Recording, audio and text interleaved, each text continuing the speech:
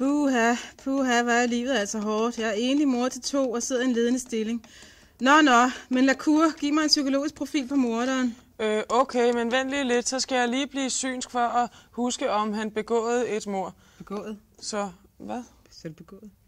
Ja, eller... Nå, okay. Er det ikke lige meget? Okay. Nu bliver jeg synsk, ikke? Så gør han sådan her lidt. Okay. Jeg vender mig. Jeg går frem. Jeg drejer til højre. Jeg kan se en lampe. Ring. Undskyld, jeg er nødt til at tage telefonen. Helt ærligt. Hallo, det er Ingrid Dahl. Hvad kan jeg gøre for dig? Hvad? Er han faldet på skateboardet? Nej, jeg kan altså ikke komme nu. Jeg står midt i en morsag, jeg skal opklare. Jamen, jeg ringer tilbage om 10 minutter. Undskyld. Det er helt vildt irriterende, når man lige er synsk og er ved at opklare noget med et mord, og så ringer din telefon. Kom nu videre til sagen. Vi har et mord, vi skal have opklaret. Okay. Morderens profil er som følger. Det var kendt som Undskyld mig et øjeblik. Telefonen ringer hele tiden.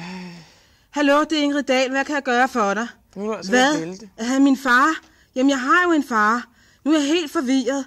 Undskyld, jeg ringer tilbage om lidt. Jeg står midt i en vigtig morsag. Ingrid, er der noget, du har brug for at snakke om? Nej, ikke nu. Faldt dit hoved altså af? Faldt mit hoved af? Nej. Nej, ikke nu. Det går ikke nu. Skal du ikke lige have hovedet på, for du kan tale? Jo, det er bare fordi... Ned med den. Jamen, jeg gør, hvad jeg kan. Okay. Nej, ikke. Hvad spurgte du mig om?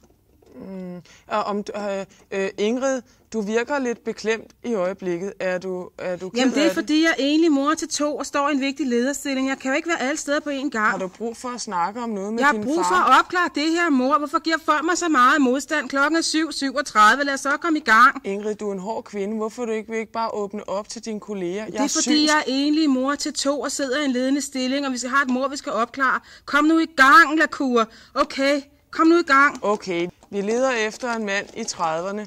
Er naboerne kendt som en flink fyr, men i virkeligheden har han en masse lige om med sin baghave. Det kunne jeg mærke. Bare sådan lige ved at mærke efter. Nå. Ja. Nå, hvad skal vi så? Skal vi tage en kop kaffe? Nej, vi har et vigtigt mord, vi skal opklare. Jeg må gå til et møde med chefen, som måske er min far.